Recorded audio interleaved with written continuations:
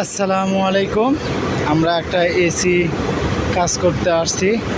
এখানে এসে compressor gas বিস্ফোরণে পুড়ে গেছে। এই কম্প্রেসারটি আমরা চেঞ্জ করছি। আসলে গ্যাস বিস্ফোরণে অনেকেরই ক্ষতি হয়। আসলে এখানে লোক ছিল না, যার কারণে তেমনটা কোনো ক্ষতি হয় নাই। আমরা সুন্দরভাবে কম্প্রেসারটি চেঞ্জ করে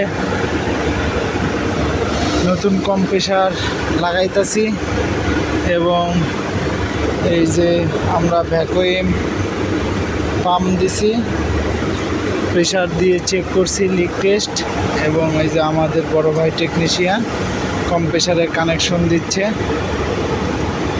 আসলে গ্যাস বিস্ফোরণ দুর্ঘটনা বলে আসে না। আপনাদের বাসার এসিগুলো অন্তত হলেও সার্ভিসিং করে নেবেন। সার্ভিসিংয়ের কারণে মূলত এই প্রবলেমটি দেখা যায়। আর ভিডিওটি কেমন হয়েছে অবশ্যই কমেন্টে জানাবেন। সবাই ভালো থাকবেন। আসসালামু আলাইকুম।